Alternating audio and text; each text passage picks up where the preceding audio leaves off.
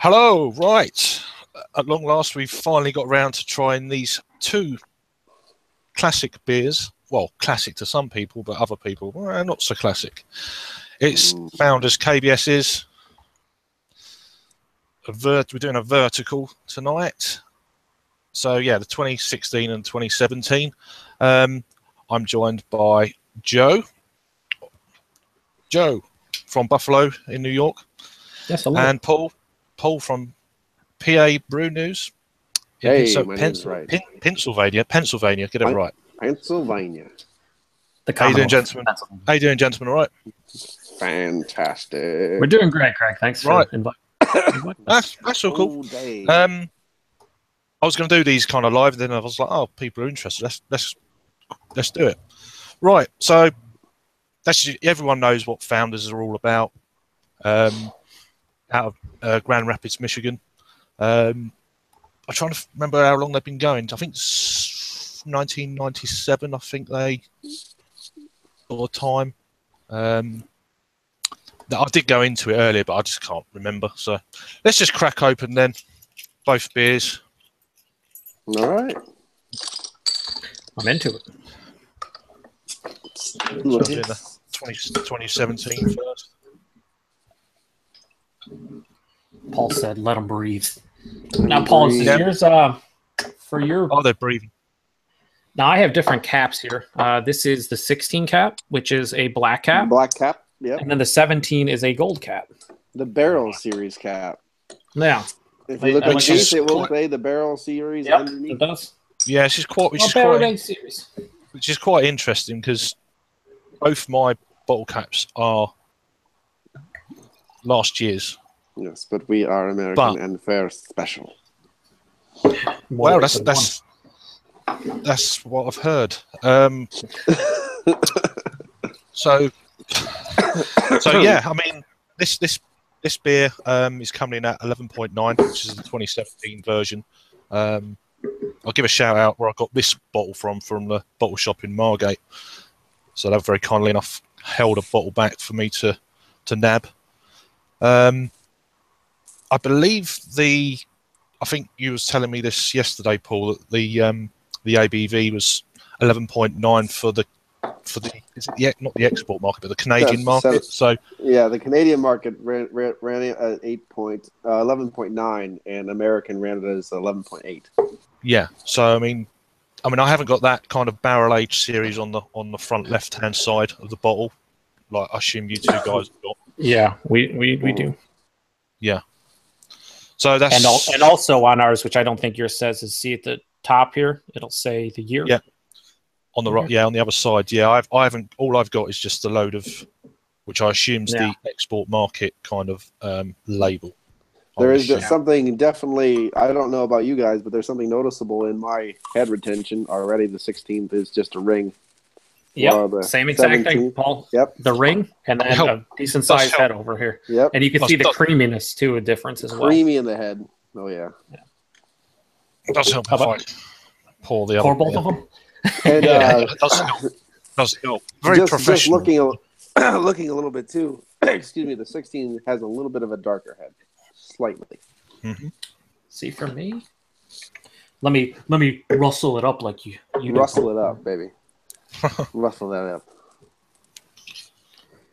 Yep, ever so slightly, but definitely darker.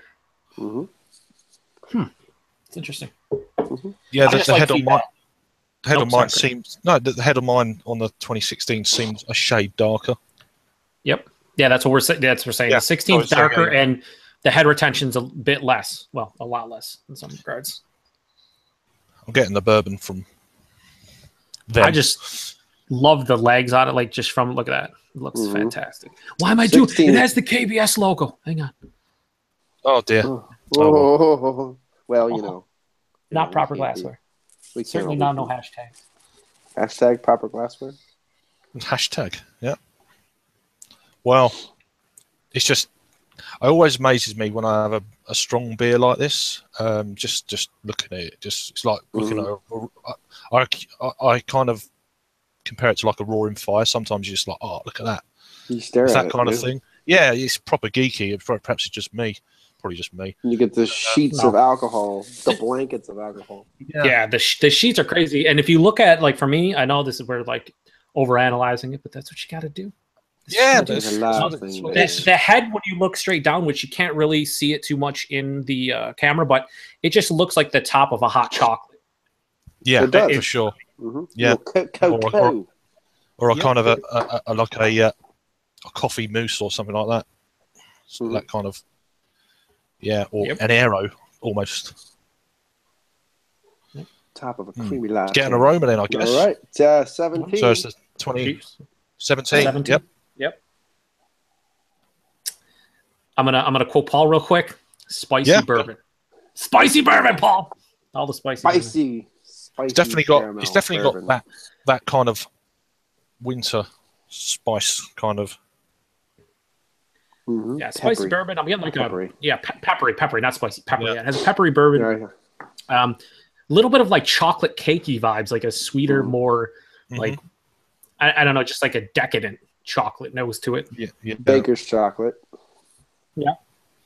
It's like running a gamut of chocolate. There's a slight sweetness going on.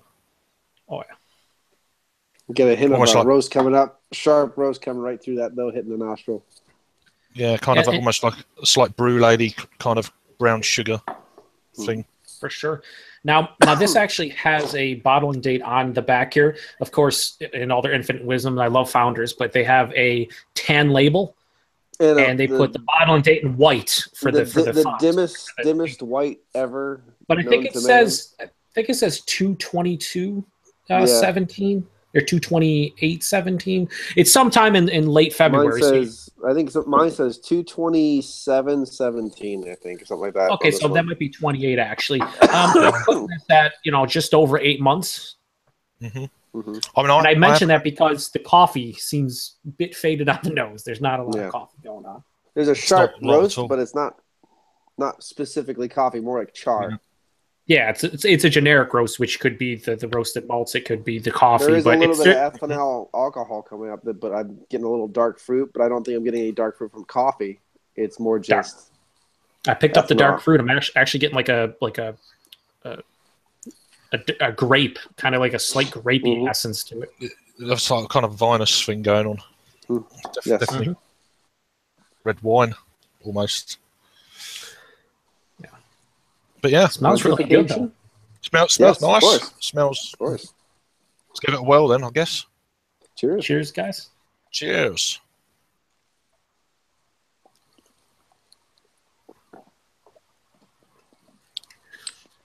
So creamy and smooth. Smooth. That's what the first thing that hit me was the smoothness.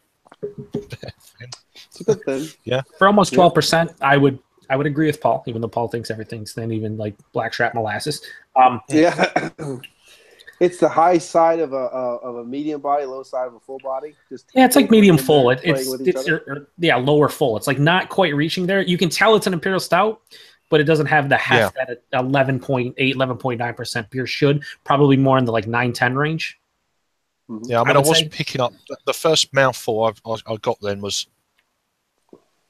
very smooth.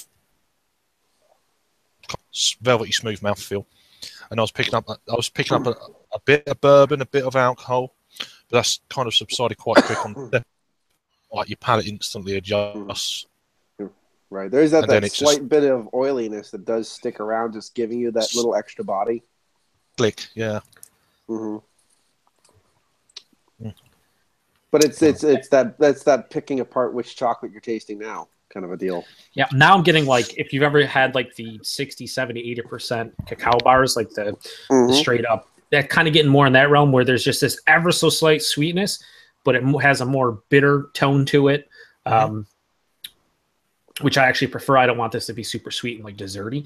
And also I'm getting a lot of oak tannins kind of drying out the palate on the back end as well. Again, you're not picking up noticeable coffee as much as char, oak tannins, roasty, toasty tones, and a little bit of that ethanol alcohol vibe still kind of wafting away in your palate with that peppery bourbon. The bourbon is so blended with everything else too. It's very well put together. It's all come together.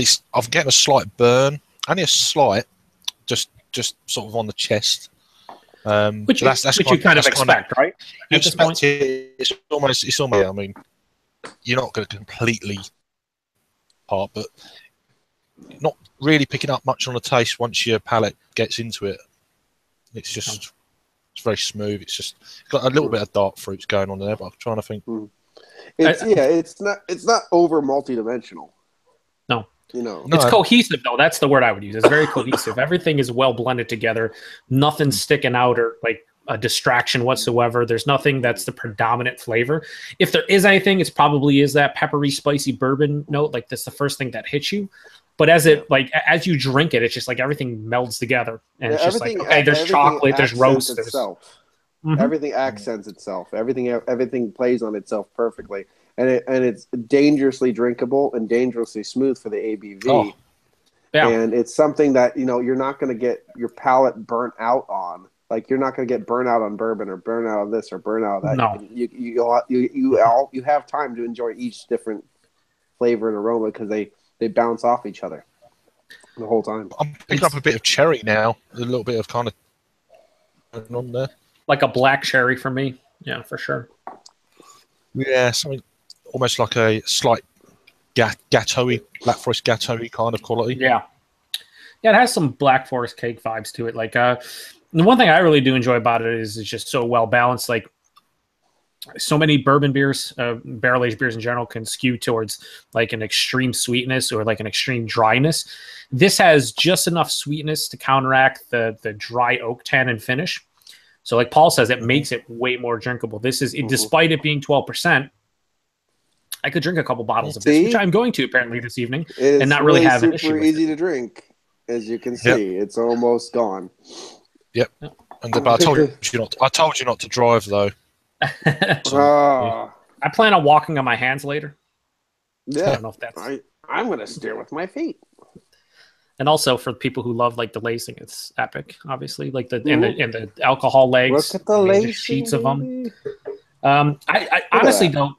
The thing that's the thing that sticks out the most to me and is so impressive is just the mouthfeel. Honestly, I know that for a lot of people it doesn't really matter, but like the creamy, smooth mouthfeel on this one, just like it makes it for me. Just makes it. I think also that ABV, coffee, etc. Go for it. I think for almost 12% beer, it is a little thin. Mm-hmm. Well, I was actually thinking one of the things that does it is one, obviously the barrel aging will thin it out, but I noticed if you put certain coffees in certain beers, it does thin it out just that little hint extra, but it also gives it that little bit of oiliness, that sticky oiliness. Yeah, for sure. So it's counterintuitive, like what I just said. It thins it out a little bit, but it gives you it kicks up that oily, that pros and cons. There's some good pros. Bad cons, but like it, I think it kind of balanced himself out. The only thing I wish for this one is the fact that this is a chocolate and coffee Imperial Stout. You're not getting your espresso style kind of thing. You're not getting that out of No, and even fresh, I didn't think this year's batch you even got in this year's like all that much. It definitely has faded. Even in this year's, I don't think it was overly prominent to begin with. It should be a lot. I mean, comparing it to last year was there was a big hit of coffee I found. I mean, I bought a 4-pack of bought. That's for me, but yeah, it's. I mean, there's the hints of something else going on there, but we'll see. So, we crack on. Well, let me read. Well, you want me to read a couple comments here before we go to the 16? Yep. So, our buddy Lee Russell, he says, I wouldn't say that KBS is overhyped at all anymore. Even a guy like me who doesn't pay much attention to beer stuff, nobody knows that nobody really talks about it anymore. And that's kind of the joke I think that Craig was going for, like kind of the, oh my God, most overhyped. I would agree with you. I mean, it's cool. I mean, here's the awesome part of being into beer in 2017. We have a guy from PA, a guy from New York, and a guy from the UK, and we're doing a comparison of the 16 and 17. The sheer fact that we all can get both beers and we're in different places in the world, just it goes to show you that everybody can pretty much get it nowadays if Founders distributes to your area. Yeah. And it's an awesome beer, but it's not hype like it was 5 years ago. Not that it matters, but it's just like so many people talk about the hype nowadays. It's like, it's a great beer, but you don't have to go out of your way really to grab it anymore. Well, I was just going to say, it makes me very jovial thinking about it. I like it. It's good. Thank you. Come on with that. And then we have pint sized who says, evening, gents. You got these at room temp or more cellar temp? Mine's basically as close to room temp at this point as can be. It's been out of the fridge for over an hour, so I mean it's room temp. Yep. My cellar temp mine's is the same thing. Yeah. I would say mine's probably like 65, 70-ish, somewhere in that range now. I'm sure Paul's is the same because he has no heat on. It might even be cooler than mine. Paul's is oven temp. Oven temp, yeah. I cellar all my beers in my oven. So well, he boiled those before he poured them, boiled them, poured them again. So just like warm milk, it puts my baby ass to sleep. And then Lee just says, "Great job, guys." Well, thank you. Yeah, mine's room temp, so they've been stuck here for a couple of weeks. Fridge. Yeah, I don't even know why I put them in the fridge. I wanted to make sure. No, that makes two of us, Joe. That makes two of us. Well, if I'm just going to take them back out and drink them at room temp, like what's you're drinking it, so that's. Joe's ABV is actually 11.5 since I watched the water droplets of the condensation drop into his glass. It's not like 9.8. We've lost like we've lost so much with those 3 drops of condensation from your glass. So 2016, I've actually got this part 16 bottle, and then it's got that. Yeah, and I don't know why they changed from the 17 is printed on the right side and the 16 is printed on the left side. So I don't know why they decided to swap and mirror that for some reason. But hey, they just did. Yeah, 11.8 for the 17 and then 12.4 for the 16 for me.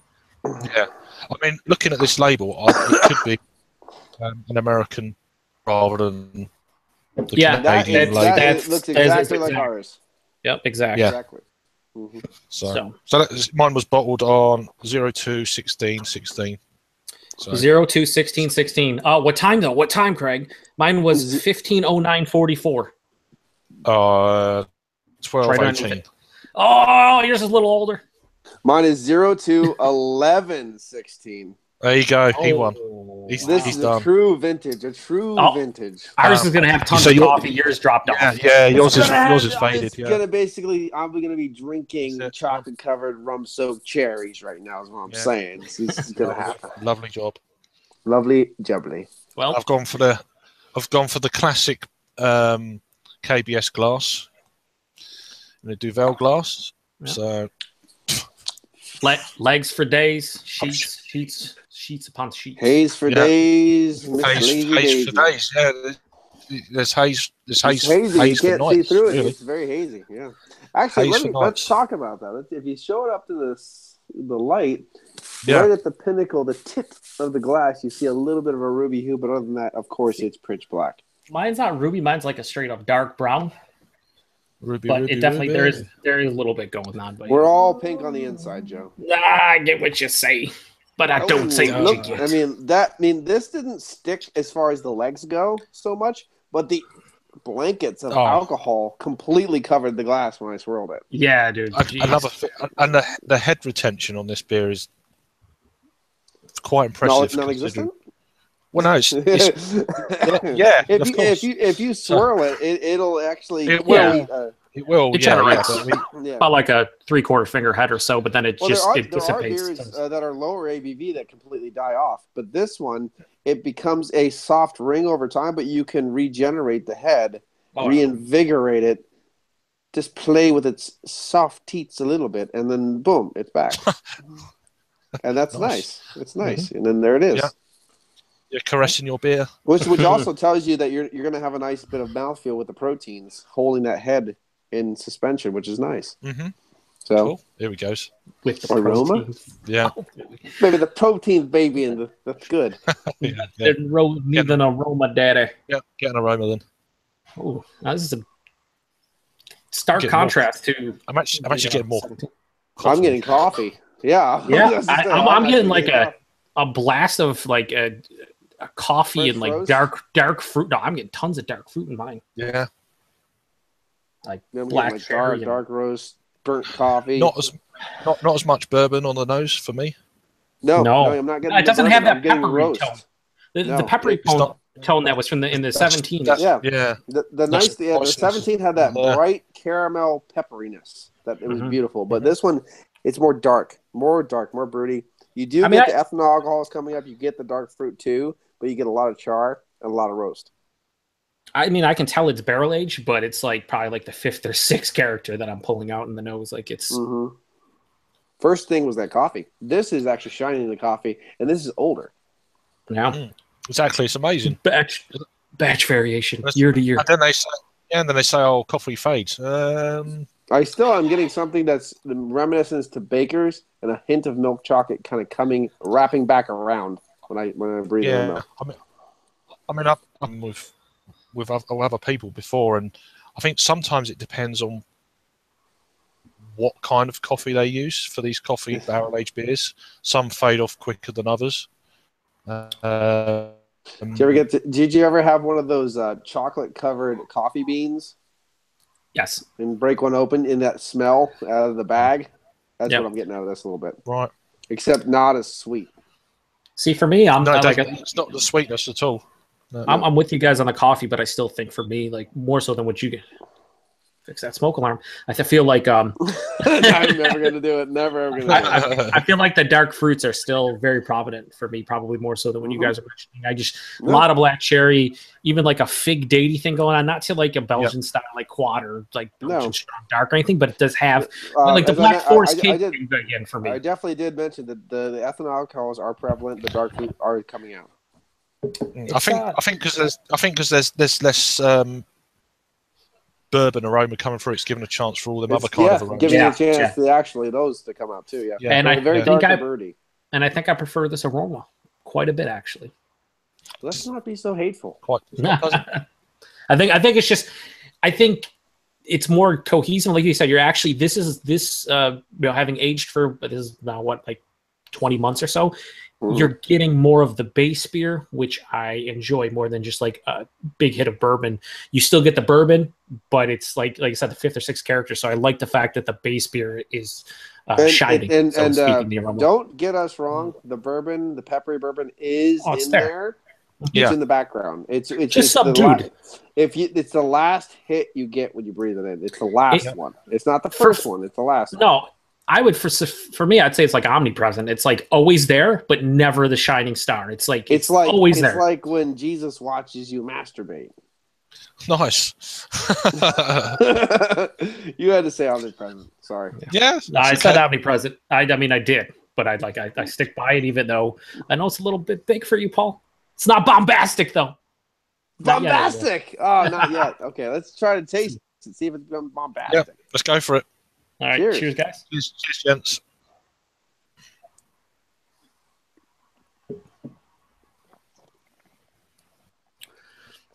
Mouth feels better. Smooth. Smooth. Hashtag smooth. Smooth. Hashtag I'll smooth. take away the high side of a medium, and I'll go right to the low side of a full, tapering upon the medium of a full. Like that, it's just that level up. I would say this is more medium full for me, and the last one was like low full. But definitely. But I'm a fucking. Well, when it comes to the mouthfeels and the bodies, you're on another level. I will say though, just first impressions. Coffee. Char. It's coffee. A little bit of a letdown for me. Just a little bit. There's a slight burnt kind of meat quality or something going on in there. Mm-hmm. A smokiness. I'm getting char. Char is happening. Char is happening. Kind of a thing or something like that. Me and char go together pretty well. So I'm like, yum, yum, yum, yum, yum. So yeah, you're enjoying it. For me, it's outside of that char, though. I feel like for me, and again, we're all different, blah, blah, blah. Yes, most people. No, but I'm getting a lot of char. Yeah. And if you just get char, it's not a good thing. But, well, no, I'm not. It's not. It's just that take everything I got in 17 and cut it in half for intensity. It's very subdued overall. You still have all those characters we're talking about in the aroma. Like you said, the char is the star here. There's big char. The aroma is far superseding the taste right now. Oh, it's far superior. Another thing I'm picking up between the two is the 2017 is a little bit more boozy than the 16. I've just compared, for my palate anyway, on these two bottles. A bit more alcohol. I think I'm getting a little bit more warming in the chest from this one. There's more dark fruits in this, but they're really, really subtle. Yeah. It's like char, like kind of like you were getting in the nose, like big charry things going on, and then you get the dark fruits, but they're just you get a slight cherry, fig date raisin, super underneath all the char, so it's very subtle. But they're more widespread, but they're very subtle. And the chocolate is almost gone, except for Baker's. Oh, and a little bit of dark chocolate. I would say even there's the a coffee, little bit of dark chocolate hanging around. Even the coffee, like in the nose, the coffee was there, and in the taste, it's just all char, dark fruits. You're getting char. This is the Charizard, the Pokemon reference. It just happened. This is the Charizard of KBS. Oh, don't get me wrong. Obviously, all these we're doing a showdown or whatever you want to call it. So we're nitpicking and we're picking apart. But I mean, it's just like it's still good. It's still really damn good. This is a fantastic cigar beer right now. I'm thinking. I'm like, this is a fireside cigar beer. This is and it'll accent your cigar. This is just a charry, dark, broody bitch. Yeah, or go and find some roadworks down the road if they've got some tar on the go. Or a lot lizard. Take that tar in. Get that tar in there. Yeah, do you know what I mean? And then just sit down the deck chair and have it's like having a Welsh holiday. Yeah, if you're going to sit down and do some black metal reviews and do a vertical pickles, it's not that bad. Welsh holiday. Wear a dirty wife beater and just love that char. But anyway, so where would you guys? I mean, it's already been touched upon. It's kind of in the headline of the thing. Is it got past the hype stage now in America? Oh. I mean, for how long would you say? I mean, a good couple of years. I would say probably a couple of years, maybe like 2014, 15. I think this past year, though, really, and I can't speak for Paul, but I kind of know how, Paul ended up with a case of it. So it's one of those things where if Paul, who, lives in a very small, remote city in PA, well, little town, village, little place, the backwoods, Bigfoot exists there. In the Commonwealth of Pennsylvania, if he can secure a case, I think that you don't really have to say much more. I mean, that's how prominent it's become. Not that the beer itself has, I don't think it's lost a lot. Like the beer itself from 17 to the last time I'd had it was 12. I mean, each year, sure, it's different. Some years are better than others, and there's going to be batch variation from year to year based on their ingredients, how things are going. I mean, that's all personal preference. You'll get a lot of people who say the market volume hasn't changed the quality of the beer. No, I don't think the quality of beer has changed. I think people's palates, and I mean, I don't want to say it, but I mean, it is true. A lot of people, when it comes to certain hype beers, once it becomes no longer hyped or easier to get for them, it loses prominence and their own value in their head. I think that's where it comes nowadays. Like, I don't value this beer any less. I actually like that I can walk into a local bottle shop a week after it's released and buy whatever I want because they make more of it. And also there's so many more barrel-aged beers that are available locally, nationally, that you can get. So it's not like this is one of the 6 barrel-aged beers I can buy locally now. It's like one of 600. It doesn't take the price out of the faction, but it takes the stress. It takes that kind of a hassle, but it eases your mind because you always know quality is going to be there. Yeah, and if you care about hype, then maybe this beer is no longer for you. But if you just like craft beer and you like barrel-aged beers, you should be happy with how everything is now. We're on a live Google Plus hangout with a good friend of ours who lives in the UK and can get it locally and not have to kill someone to acquire it. Miles away, and I can get it like 14 miles away. It's like that's crazy. Perhaps not. not throughout the year, of course, but certainly from when it's released until. If you're not one of those kind of people who think the beer that you drink it makes you who you are, well, good news, you can get KBS anywhere now. But yeah, but if we're if we're just talking straight about hype in the U.S., I don't think it's any. Probably about a year ago, at least, maybe a couple years ago, I think the hype subsided, and now it's more of a hype out of people who just. And social media like to hype it up, like, oh, KBS, is it still a hype beer? Still kind of like the the title of this video, kind of like the clickbaity thing, right? That a lot of people like to do, whether it's YouTube, 93 garbage. Yeah, is this exactly? I mean, a fellow beer tuber called this 93 garbage. He totally did. It happened, and I mean. I don't know about you, but a 93 out of 100, it's a pretty awesome beer. I don't know how it's garbage, but at the end of the day, I'm glad that it's not really hyped anymore in the States. I'm glad that we can. I'm glad. Every year. I got a case of it because it's not hyped anymore, so I'm really freaking glad. I mean, the distribution. I'm just trying to say it's so. This was since the mid 2000s. Founders become one of the most prevalent brewers in Michigan. Rubber expanded its market to 37 states, and then it goes on to. This is on media because I'm professional. I'll tell you, I don't care. So by 2014, Founders have climbed to what? I'm not interested in numbers and stuff like that. I'm more interested. They make money with what they're doing. Ooh. So lots of it. So Founders say they're going to produce 900,000 barrels per year. So I mean, that on its own, all right. There's not going to be that amount. That's the whole brewery, of course, but. Good in certainly in the market. I mean, we could get it here. We can get this beer in the UK. It would be. I'm glad we did this one, and of course, other people have done this on the internet. Of course. Oh yeah. A bunch of beer tubers have done it. But here's the deal. Now we have, and this is what people always bitch about: quality, right? Quality drop. We have documented evidence of quality from 2017-16. We appreciate the 17 more, obviously, by what we've been talking about. Now we'll see how 18 is. We'll compare it to what we just did, and this and that. It's called science. That's how you do stuff. You just go. You just don't automatically say it's bad now because it's popular. It's bad now because it's this era. I mean, the last. How it is. Well, 15, 16, now 17. There's definitely been a difference, I personally think, between all three. I remember when Joe and I can go back a little further because 14 was amazing. 15 had so much oak tannins, it was unreal. I'm sorry, I had a little cough there at the same time, but Joe already hit it right on the head. 14 was amazing. 15 sucked. 16 was really good. I'm just comparing. And then it kind of fell off with age, and 17 is actually pretty damn good, even though you don't get a lot of coffee. So 15, it was still kind of one of those you had to hurt your throat because you were sucking dicks to get the beer.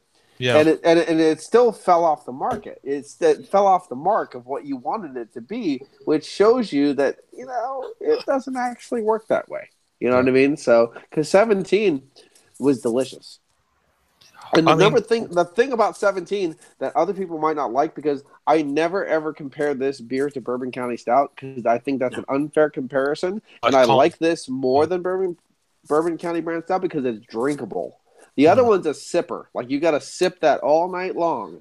This one, I can finish a 4-pack in 5 minutes. Well, you shouldn't, but I do.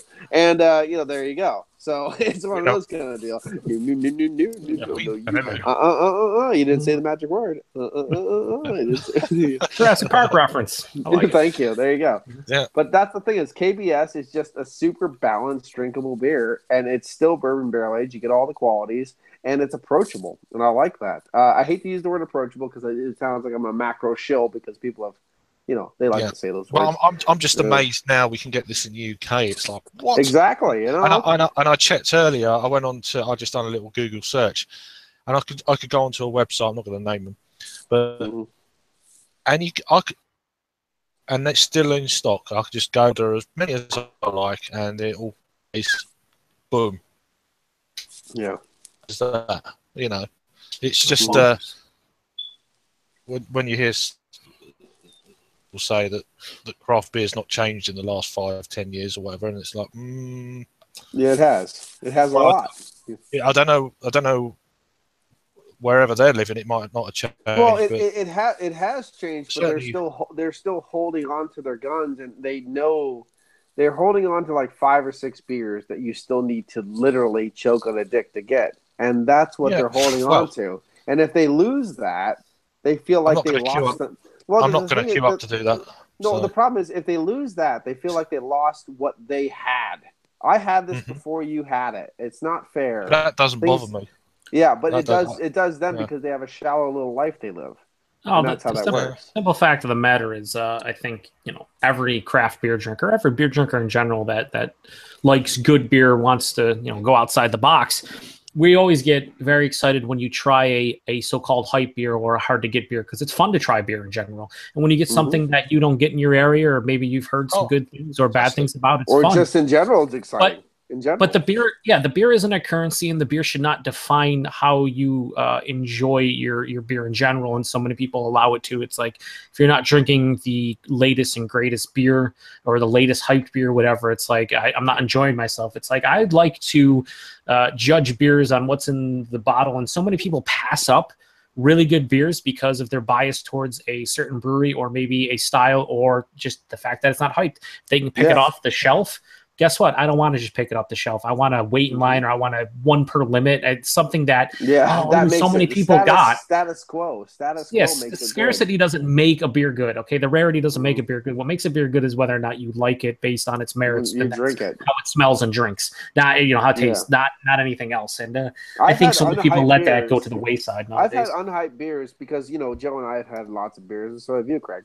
That we've had unhyped beers. We opened up by ourselves, not knowing anything. I went, fuck. This is amazing. Exactly. Like why haven't I been drinking this for the last 20 years? We've had that's the way beer is. We've paid too much money and done too much things for beers that were hyped or whatever, and we drank them. It's all right. What the fuck's your problem? Like, it's okay. Yep.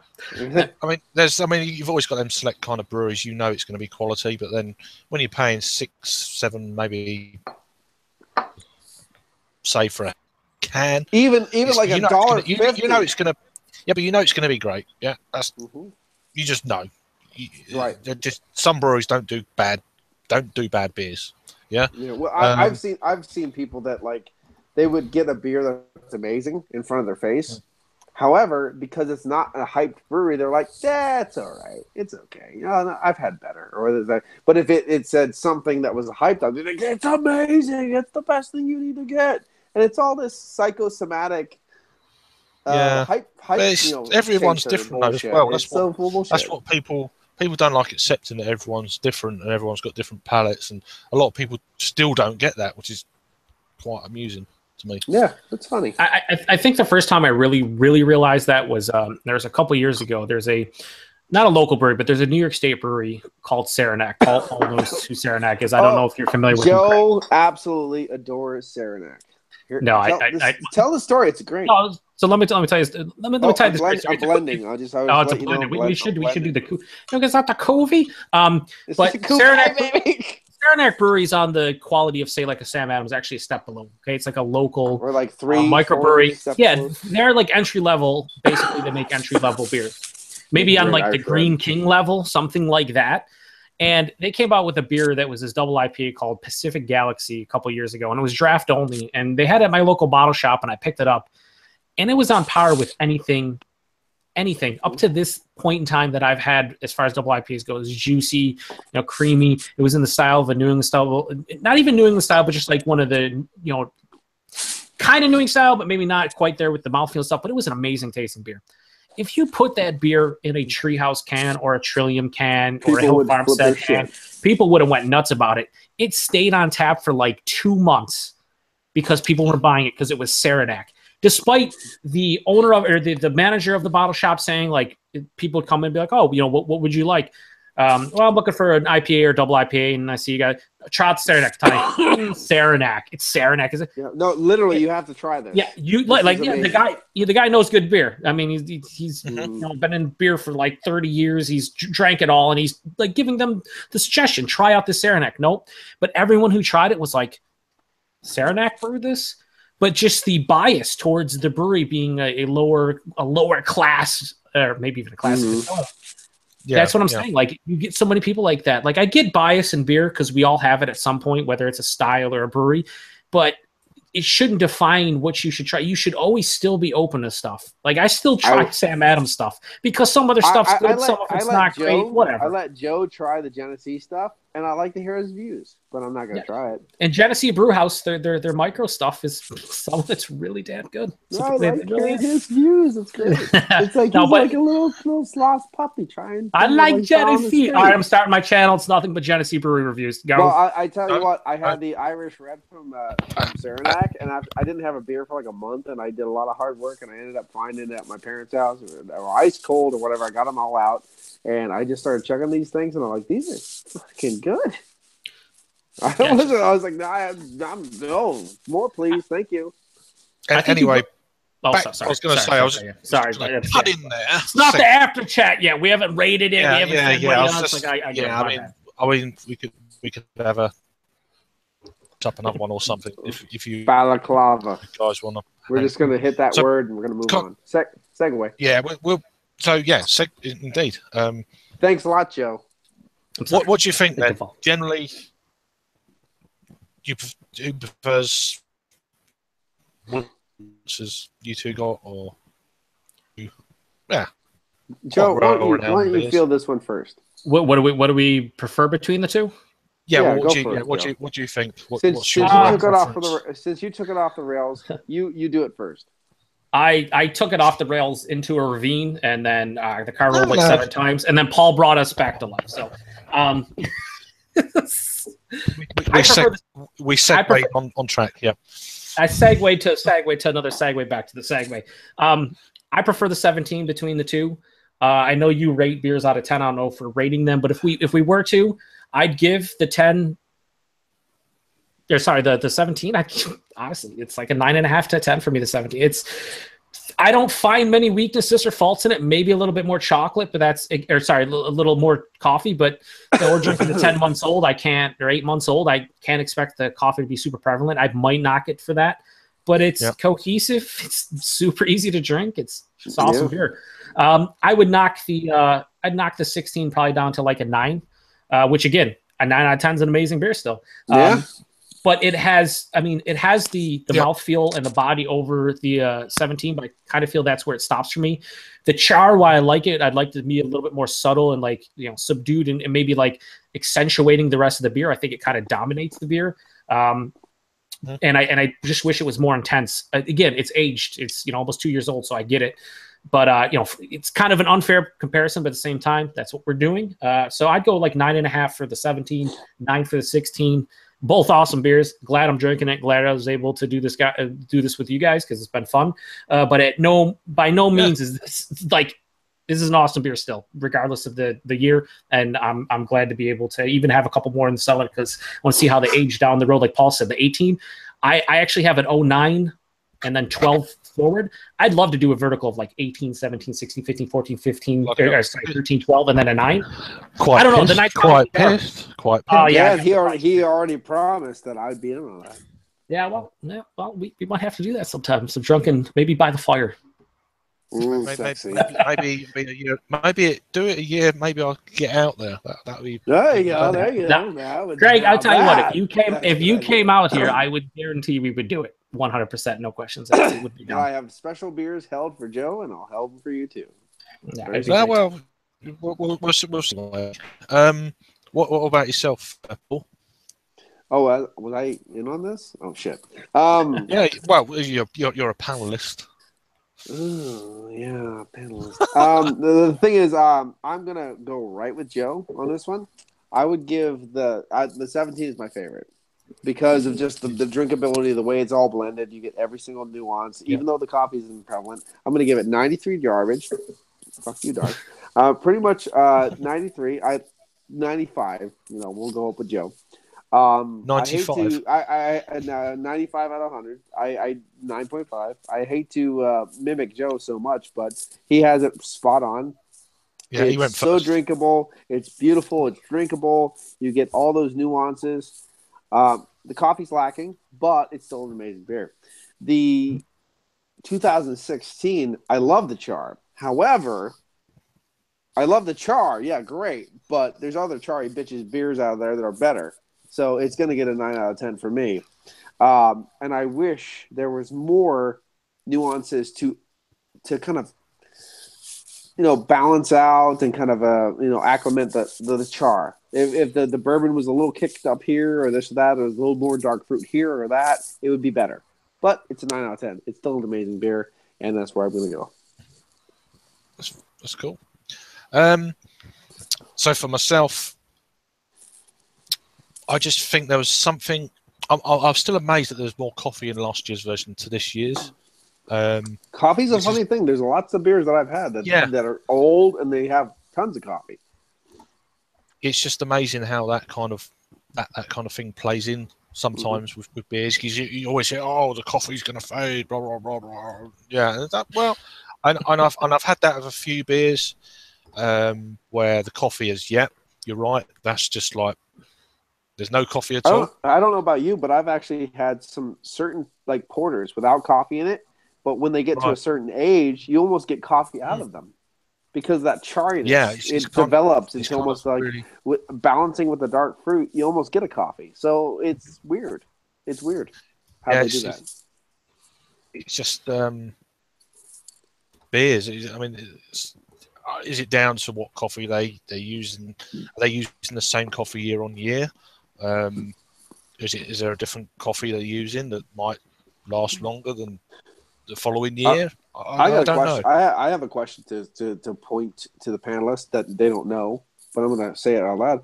Do they use the same grains every year for KBS? That's a big point, and that's going to precede a lot of the things that is going to change in the beer year to year. I don't even know if they use the same grain bill year to year. And you already know the beer has changed slightly from the ABV itself. It went down by 0.5% from 16 to 7. If you use the same grain bill year to year to year to year to year, wouldn't it say the same? So maybe that's part of the problem too, or part of the reason, not the problem. There's a lot of factors that we're obviously not privy to that can certainly change the beer. And the more you say privy, the hotter it gets. I'll never say it again. Well, it's just I just find it all kind of quite interesting. Very interesting. I'm just trying to get. I mean, so for a rating for me, then the 17 edged it. I mean, they're both obviously world class. I mean, we're all kind of seems in agreement, really. I'm like a 9.5 out of 10 for the 17, and a 9, solid 9 for the 2016. That's the way I'm seeing it. And if you blend them together, they're fantastic. Well, which is what I've done. That we're gonna have to do.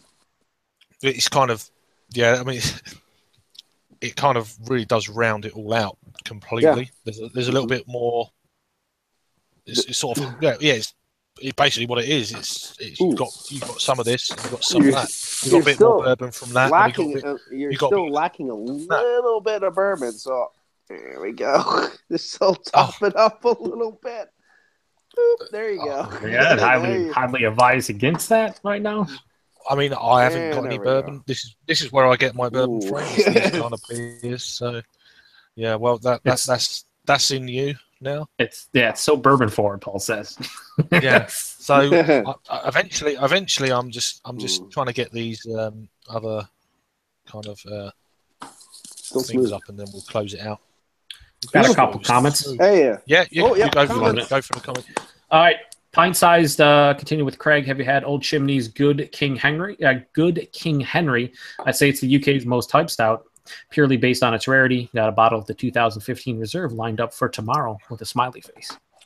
The UK's most hyped stout. I don't think I have.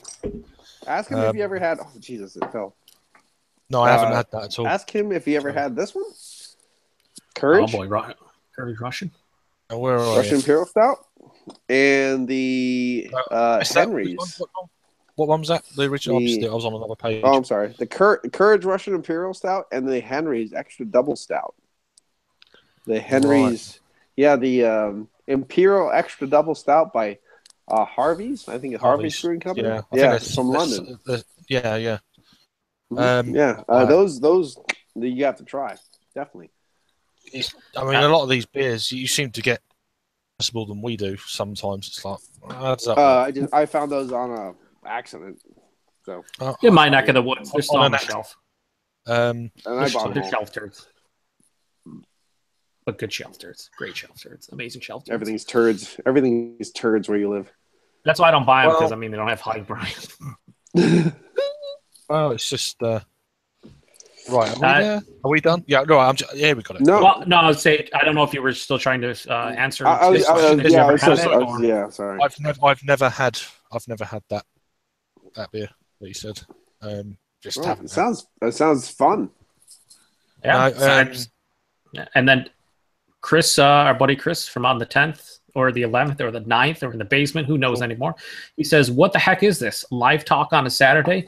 I don't want to correct you, Chris, but this is called a trio review.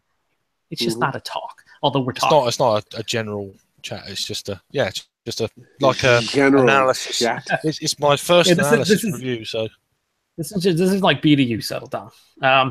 Then he says, KBS, overhyped for sure. Not a huge fan of it. Well, I mean, it is over 6% alcohol by volume, so I can understand why. You're a Canadian, so just be quiet. He says, well, Paul does go that far. You and I, Craig, we won't. No, but we're not Paul. Paul's it's uncensored. So it's just, then he says, hashtag moo instead of smoo. I don't. Both are good. Yeah, I don't know. And then he's still here. He goes, "What is the most hyped beer right now in the U.S.?" There isn't one. It changes daily, and it's anything that's hard to get. If it's hard to get, pretty much, it's what's hyped. If you find out about it tomorrow and it's hard to get you, that's the new one. Yeah. Right. So and then I'm gonna. Says LOL, sorry. No. That's it. That's all. That's it. You just said LOL. So I'm going to quickly go into a screen. I'll get it right in a minute. I'm going to close them off. He's going to play naughty gifts, aren't you? Well, I'm not going to put that on. But yeah. What was the last good bourbon barrel aged beer that you had, Joe? I've just had it. Holy crap! Not me then. Wow, you too, Craig. Well, before this, Joe. Craig. Dude, I'd have to go. I don't know. There's so many beers. I'd have to go look. I would have to say it happened on a Tuesday. From the brewery. From the brewery, yeah. Yeah, that was a bourbon barrel aged beer. That or the Oil of Aphrodite from Jackie O's. Right. Oh, you had the bourbon barrel aged version. Honestly, so Dragon's Milk. I bought 2015 Dragon's Milk for Rod's show when we did New Holland. I was like 2 years old, and it's still awesome, and it's still like whatever. Yeah. We get Dragon's Milk here now, and like $3 if you go, if you go over to Detroit area, you can get bombers of it for $6. A bomber of it for $6, and that's year round barrel aged, which is insane. It's stupid. When we did our Rogers, let me just mention this, Craig, because I think people out there, even in the UK, would like. Go on. If you ever get a chance to get Dragon's Milk, get it. It's a year-round barrel-aged beer from New Holland, and it's like you don't see year-round barrel-aged beers. It is up there with some of the best. So if it ever shows up in the UK, get it. If I go back to Detroit for some reason, I'll get a case of it, and I'll bring it back so you guys can all have some. It's good. Cool. Sounds good. I'm shocked at the actual ratings on Untapped for the 2016 version. 4.54 out of 62,180 ratings. That's pretty damn high. That's just over a straight 9 out of 10. Well, I mean, that's if you do the conversion of just how math works, it would be a 9. But like Untapped, like a 4.5 is like 100. Like there's very few beers that go above a 4.5. Like it's the upper echelon. I mean, that's just like wow. Okay, and over 62,000 ratings. Did you just argue how math works? Well, I'm saying if Untapped, if like the highest rating is a 4.6 or 4.7, they don't have 5 out of 5s. I mean, you can give 5s out of 5s, but like on averages, they never do. Yeah, but it's still an average. Yeah. It's not. That's still math, no, I get it. Joe. I get it. But what I'm saying is, it's an average. It's an average, Joe. Yeah, like in the top 5% of their beers. Just because you're in New York doesn't mean you're above math. I'm just saying, bros. That's the 2016. So it's not much in it. This 70,000 ratings for the 2017, just over, and it's coming in at 4.47. So there ain't much in that, is there really?